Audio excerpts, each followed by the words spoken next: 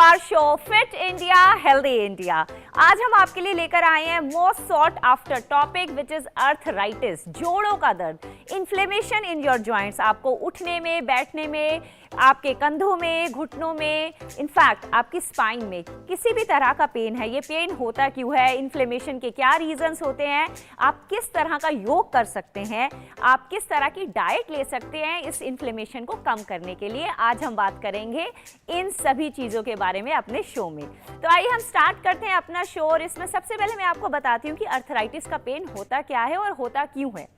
सबसे पहला होता है एक्स्ट्रा वेट। अगर आपकी बॉडी में आप एक्स्ट्रा वेट कैरी कर रहे हैं तो आपके जॉइंट्स पे चलते, उठते, बैठते आपके जॉइंट्स को वो एक्सेस वेट का भार उठाना पड़ता है। तो ये बहुत इंपॉर्टेंट रीज़न होता है अर्थराइटिस की पेन का।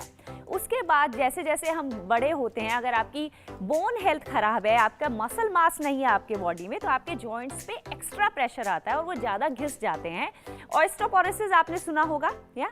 तो ये बहुत सारे ऐसे कारण हैं जिसमें आपके जॉइंट्स घिस जाते हैं और आपके उस घिसने के कारण जो कार्टिलेज रुइन हो जाता है, तो आपकी प्रेशर पड़ता है आपके दोनों जॉइंट्स में और वो जॉइंट्स इन्फ्लेम्ड हो जाते हैं। तो मोस्ट ऑफ द टाइम्स जो आपके नी जॉइंट्स हैं वो इन्फ्लेम्ड जॉइंट्स ही होते हैं।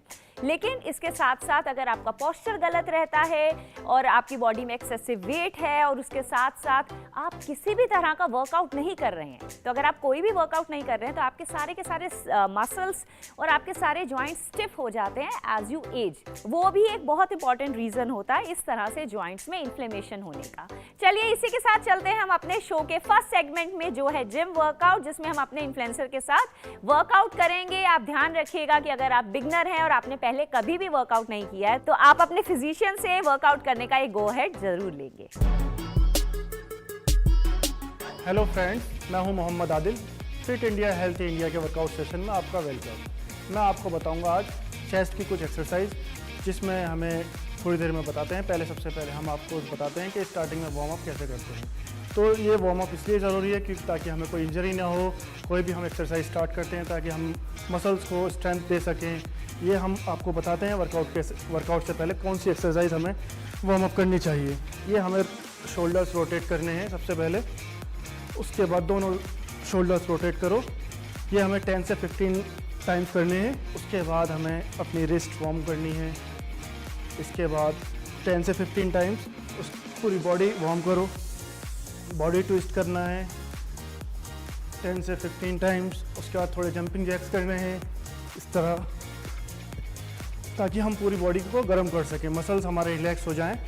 और थोड़े लोअर बॉडी की ट्विस्ट करो। ये है हमारी सबसे पहली exercise, chest incline barbell press.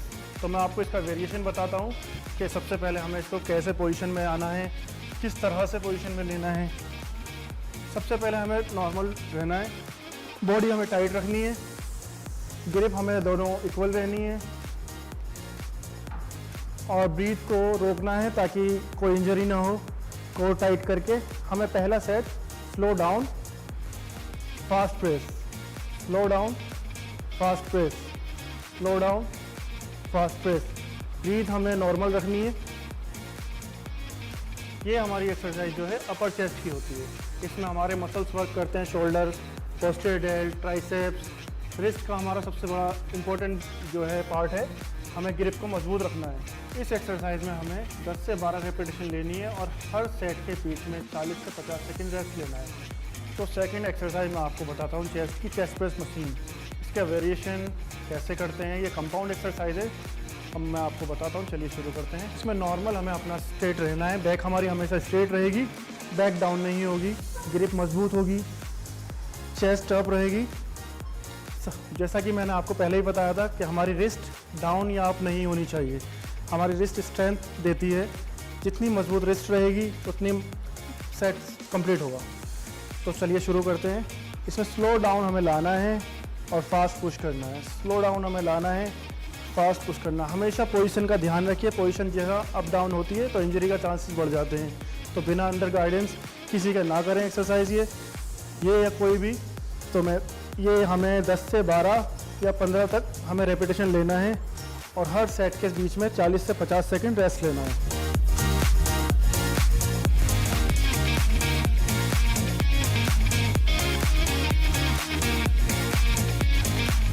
Third exercise pelvic fly है। ये हमारी आइसोलेट एक्सरसाइज है। इसको मैं आपको तरीका बताता हूँ, तो देखिए। ये हमारे सिर्फ एक जॉइंट्स पर वर्क करती है, शोल्डर्स पे। इसमें एल्बोज वर्क नहीं करती हैं। हमारे एल्बोज, रिस्ट सब लॉक रहेंगे। स्मूथ हमें लाना है। एल्बोज जॉइंट्स और रिस्ट जॉइंट्स लॉक रहेंगे। Chest up and fly. ये हमारी आइसोलेट एक्सरसाइज है। इसमें हमेशा ध्यान रखना है, हमें शोल्डर्स पे ज़्यादा प्रेशर ना चले। हमें हल्का वेट लेना है ताकि मसल्स पे ईजिली वर्क करे। कोई जॉइंट्स नहीं हिलना चाहिए, कोई जॉइंट्स अप डाउन नहीं होना चाहिए। इस चीज़ का ध्यान रखें। तो नेक्स्ट एक्सरसाइज हमारी फ्लैट बेंच डंबल प्रेस है। ये हमारी आइसोलेट एक्सरसाइज है। वेट्स हमें ईजिली उठाना है, बॉडी टाइट, हमेशा ध्यान रखें, बॉडी लूज नहीं होनी चाहिए। और स्लो पीछे चाहिए आराम से। Dumbbells slow down and press. इसमें भी हमें 10 से 12 रेपिटेशन निकालने हैं। Slow down and press, slow down, press.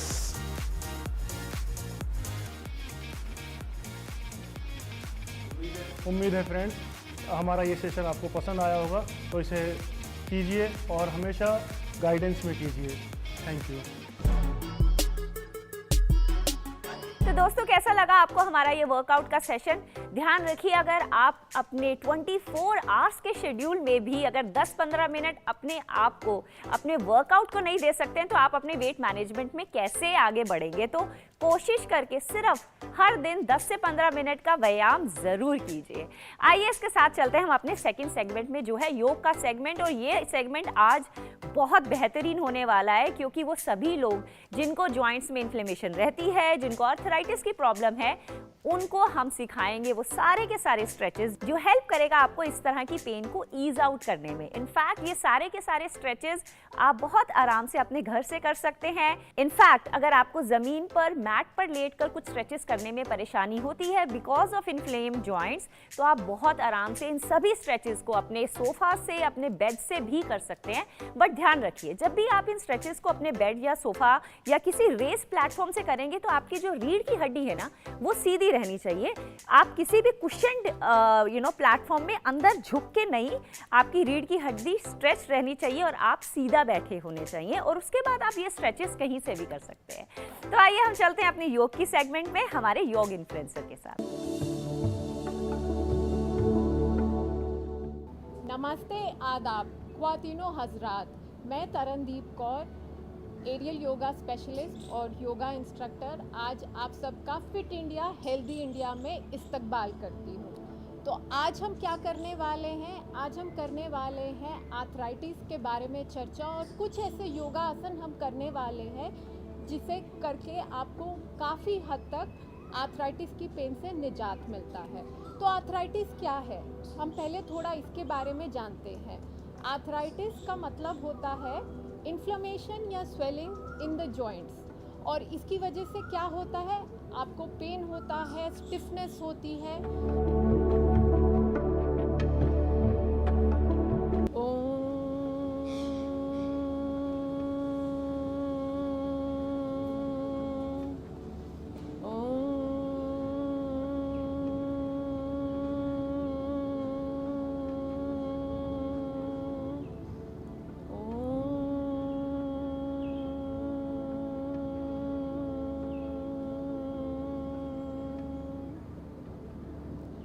तो आइए अब हम शुरू करते हैं योगासन आर्थराइटिस के लिए।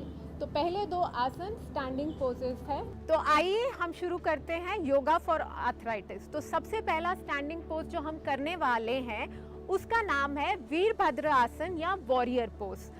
तो आइए कैसे करते हैं इसको देखते हैं। तो इसके लिए आप दोनों पैरों के बीच में लगभग 1.5 से 2 फीट का फासला रखते हैं और अपने राइट फुट को 90 डिग्रीज पर रखते हैं और अपने लेफ्ट फुट को 45 डिग्री एंगल पर। इसके बाद आप अपनी लेफ्ट नी को जितना नीचे लेकर जा सकते हैं उतना लेकर जाएंगे। Bend it as much as you can. और एक बार आपके बॉडी में स्टेबिलिटी आने के बाद ही आप अपने दोनों हाथों को एक ही साथ उठाते हैं, बिल्कुल इन अ स्ट्रेट लाइन, और आपकी जो गेज है वो आपके मिडिल फिंगर के ऊपर रहेगी और आप बिल्कुल आगे देखेंगे और इस पोज को होल्ड करेंगे 10 सेकंड के लिए। इस पोज के क्या फायदे हैं? ये आपकी थाइस, नीज, आपके काफ्स और आपके एंकल्स को स्ट्रॉन्ग करता है। अब धीरे से ऊपर आएंगे और अब सेम पोज को आप दूसरी साइड पे रिपीट करेंगे। तो इस बार हम अपने लेफ्ट फुट को लेकर जाएंगे 90 डिग्रीज पर और बेंड करेंगे और अपने दोनों हाथों को ऊपर ले जाते हुए अपनी गेज फिक्स करेंगे लेफ्ट हैंड की मिडिल फिंगर पर और इसको 10 तक होल्ड करेंगे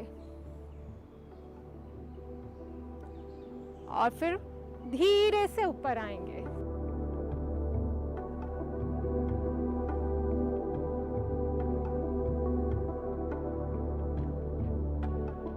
तो अब हम आपको दूसरा आसन दिखाने वाले हैं जिसका नाम है ट्री पोज या वृक्षासन। ये एक बैलेंसिंग पोज भी है और इससे आपके लेग्स स्ट्रॉन्ग होते हैं। तो कैसे करते हैं इसको? इसके लिए हम अपने लेफ्ट पैर को उठाएंगे और लेफ्ट फीट को राइट थाई पर रखेंगे और लेफ्ट नी को जितना पीछे कर सकते हैं उतना पीछे करेंगे।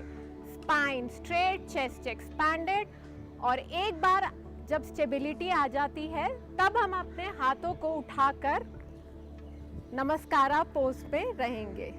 इसको हमें होल्ड करना है 8 से 10 काउंट के लिए।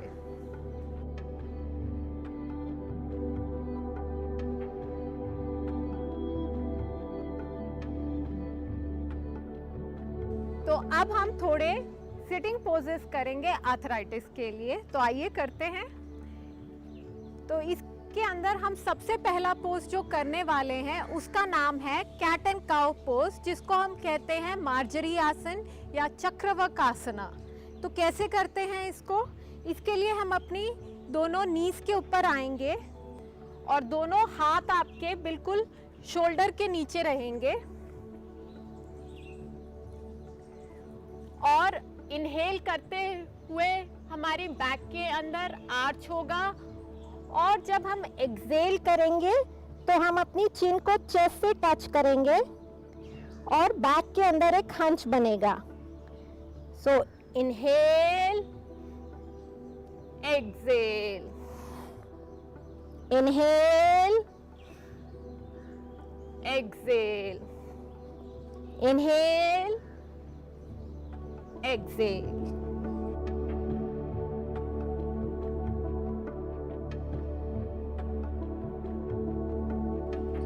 अब हम जो अगला आसन करने वाले हैं उसका नाम है उष्ट्र आसन या कैमल पोज।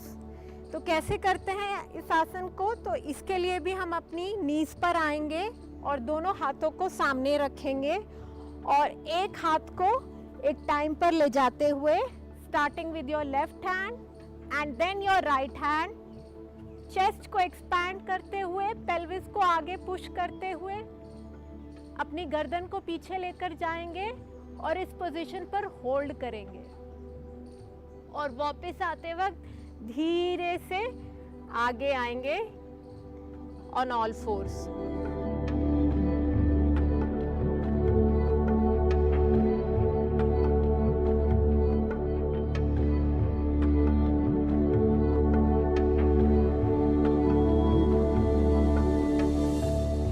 अब अगला आसन जो हम करने वाले हैं उसका नाम है धनुरासन या बो पोज। तो आइए इसको करते हैं। इसको करने के लिए हम chest facing down, we lie on the mat with the chest facing down और दोनों पैरों को फोल्ड करते हुए एंकल को पकड़ना है और धीरे से अपने चेस्ट और लेग्स दोनों को एक साथ ऊपर लेकर जाना है और इस पोजीशन में होल्ड करना है। यह आपके बैक को भी स्ट्रॉन्ग करती है, चेस्ट को भी एक्सपैंड करती है। डाइजेशन में भी यह आसना आपका बहुत फायदेमंद है और ब्रोंकाइटिस और अस्थमैटिक पेशेंट्स के लिए भी काफ़ी फायदेमंद है। धीरे से वापस आएंगे। तो अगला आसन जो हम करने वाले हैं उसका नाम है पवन मुक्त आसन या विंड रिलीविंग पोज। तो कैसे करते हैं इसको? इसके लिए हम अपनी बैक के ऊपर लेटेंगे और पहले हम अपने राइट पैर से शुरू करेंगे। तो राइट नी को फोल्ड करते हुए दोनों हाथों को इंटरलॉक करेंगे नी के बाहर से और अपनी नी को चिन से टच करने की कोशिश करेंगे। अगर आपसे नी टच नहीं हो रही है चिन की, कोई प्रॉब्लम नहीं है, जहाँ तक आप पहुँच सकते हैं वहाँ तक पहुँचिए। Always listen to your body. तो लेफ्ट नी को आपके चिन के पास लाते हुए हम होल्ड करेंगे 10 काउंट्स तक और धीरे से रिलीज करेंगे। अब हम दोनों पैरों को फोल्ड करते हुए जितना अपने चिन के पास ला सकते हैं उतना पास लाएंगे और होल्ड करेंगे 10 काउंट्स तक। ये आसना हमारे इंटरनल ऑर्गन्स को मसाज करता है, इसीलिए ये हमारे डाइजेशन के लिए बहुत अच्छा है। जो लोगों को कॉन्स्टिपेशन की प्रॉब्लम है उनके लिए बहुत अच्छा है, और जिनको गैस फॉर्मेशन होती है, जो अधिकतर लोग इसके बारे में कंप्लेन करते हैं, उन लोगों के लिए भी ये आसना बहुत ही फायदेमंद है। तो अगला पोज जो हम करने वाले हैं उसका नाम है भुजंग आसन या कोबरा पोज। तो आइए करते हैं। तो इसके लिए again chest will be facing the mat, so we will lie down on the mat with the chest facing the mat और अपने दोनों हाथों को हम शोल्डर्स के नीचे रखेंगे और दोनों पैर इकट्ठे होंगे जुड़े हुए, और जैसे ही हम इनहेल करेंगे अपने चेस्ट को एक्सपैंड करेंगे, elbows bent, and we will hold this for a count of 10। इससे हमारी बैक स्ट्रांग होती है, हमारे शोल्डर्स स्ट्रांग होते हैं। ये आस्थमा और ब्रोंकाइटिस पेशेंट्स के लिए काफ़ी फायदेमंद है, और जो शियाटिका प्रॉब्लम का भी कंप्लेन करते हैं उन लोगों के लिए भी बहुत ही फायदेमंद है। डाइजेशन में भी काफ़ी हेल्प करता है कोबरा पोज, और आपका पोस्चर भी इम्प्रूव करता है। इसकी दूसरी वेरिएशन के अंदर हम अपने एल्बोस को स्ट्रेट करेंगे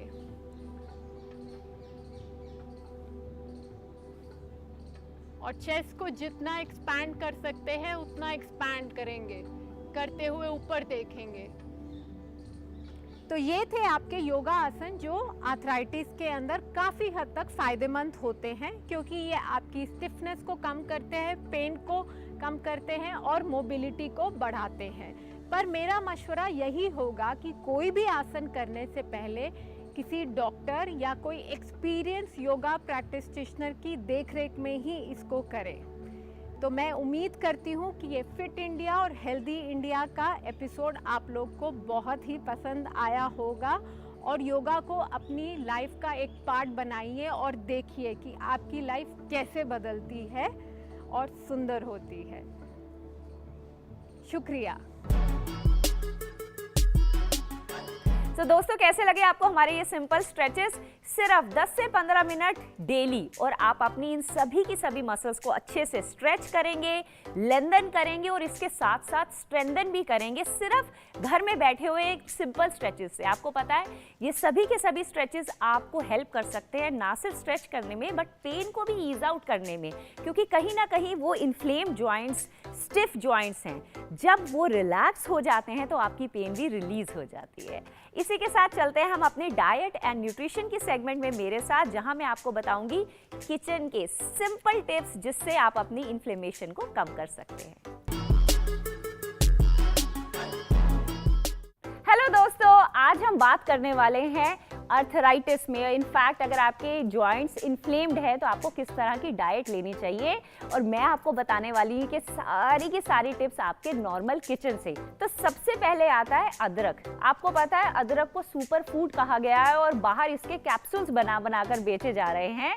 तो हमारे यहाँ इंडिया में तो बहुत इजीली मिलता है। तो आप अदरक को अपनी डाइट में शामिल कीजिए। किस तरह से आप अदरक को ले सकते हैं? आप अदरक को कूट के उसका जूस निकाल के ले सकते हैं, या फिर आप अदरक का एक छोटा सा पीस अपने मुंह में रख के धीरे धीरे उसको काट भी सकते हैं, और धीरे धीरे जैसे आप वॉक पे निकल गए सुबह तो खाली पेट एक अदरक का टुकड़ा रख लीजिए अपने मुंह में, और धीरे धीरे उसका जो जूस है या उसका जो रस है उसको अपने शरीर में जाने दीजिए। और अगर आपको अदरक का टेस्ट नहीं पसंद तो अपने चाय में अदरक को कूट के अदरक वाली चाय पी लीजिए। तो बहुत ही सिंपल है, लेकिन अदरक का इस्तेमाल कीजिए अपनी डेली डाइट में। उसके साथ साथ इस्तेमाल कीजिए लहसुन का।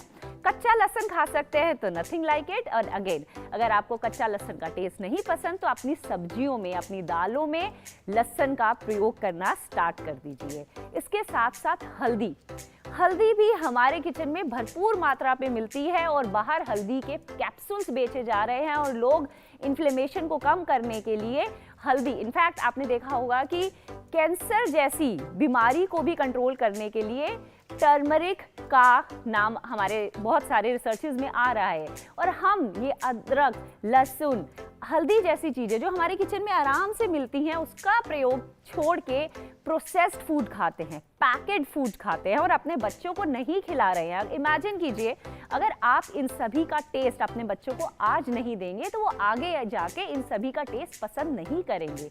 तो ये बहुत ही जरूरी है कि आप अदरक लहसुन का टेस्ट अपने बच्चों को भी करवाइए, और ऐसा करवाइए कि वो कच्चा भी इसको ले पाएं। इसके साथ साथ spinach, all the green leafy vegetables, चाहे वो ब्रोकली हो, ये एंटी इन्फ्लेमेटरी फूड होता है, मतलब ये आपके बॉडी में इन्फ्लेमेशन को कम करता है। तो इसको कहते हैं रेनबो डाइट, मतलब रेनबो के जितने कलर्स हैं ना उससे रिजेंबल करते हुए आप अपने सारे फूड्स को अपनी डाइट में ऐड कीजिए, जैसे apple, oranges, blueberries, spinach, carrots, इन सभी की सभी चीज़ों को आप चाहे रॉ लीजिए चाहे हल्का सा पका कर लीजिए, बट अपनी डाइट का पार्ट बनाइए। इसके साथ साथ nuts and seeds, again walnuts बहुत इजीली मिलता है इंडिया में, और हर दिन आप इसका 1 या 2 फांग खा सकते हैं। मतलब अगर आपको अखरोट का टेस्ट नहीं पसंद है तो उसका चूरा बना लीजिए, उसके साथ बादाम, अखरोट या एक आधा और, जैसे आप अगर आपको उसका टेस्ट लेस लगता है तो साथ में आप किशमिश भी खा सकते हैं। तो इन सब चीज़ों को भिगाइए, सुबह इन सभी चीज़ों को पीस कर 1 गिलास गर्म दूध पीजिए। आप देखिए कि आपकी बॉडी में इन्फ्लेमेशन कितना कम हो जाएगा। इनफैक्ट ये बहुत हेल्दी होता है, इसमें कैलोरीज ज़्यादा होती हैं। तो अगर आप रात को अपना डिनर स्किप करना चाह रहे हैं ना, तो आप इस तरह का एक दूध पी सकते हैं जिसमें हल्दी भी हो, आपके नट्स का एक मिक्सचर भी हो और 1 गिलास दूध हो। और इस तरह से अगर आप रात को पीकर सोएंगे तो आपकी नींद भी बहुत अच्छी होगी, आप सुबह लाइट भी उठेंगे, और आपकी बॉडी को बहुत ज़्यादा न्यूट्रिशन मिलेगा रिकवर करने के लिए। सो इस तरह से अपने घर में ताजी सब्जियों के साथ रेनबो डाइट को फॉलो कीजिए। ब्रोकली, स्पिनच, इस तरह की हरी सब्जियों का यूज कीजिए, फ्रेश फ्रूट्स खाइए, नट्स एंड सीड्स का प्रयोग स्टार्ट कीजिए, पानी भरपूर मात्रा में पीजिए, and then you will see the magic कि कैसे ये इन्फ्लेमेशन धीरे धीरे आपके काबू में आ जाता है। तो दोस्तों, आपने देखा कि घर के सिंपल अदरक लहसुन से आप अपने इन्फ्लेमेशन को कैसे काबू कर सकते हैं। तो सिर्फ यही बात है कि अपने कंसिस्टेंट पैटर्न में जहां पर आप वर्कआउट करेंगे, ऐसा खाना खाएंगे जो घर का फ्रेश खाना है, ऐसे स्ट्रेचेस करेंगे जो आज आप कर सकते हैं, और आप सिंपल इन सभी चीज़ों को फॉलो करके इस पेन को कंट्रोल कर सकते हैं। तो इसी तरह से बहुत सिंपल वे में आप अपने लाइफस्टाइल को चेंज करेंगे, वर्कआउट्स को ऐड करेंगे, स्ट्रेचेस को ऐड करेंगे, सिंपल डाइट को फॉलो करेंगे, और आप देखेंगे आप बहुत आसानी से इस तरह की पेन को अपने काबू में कर सकते हैं। So keep watching Fit India, Healthy India for more such amazing shows, and I'll see you again.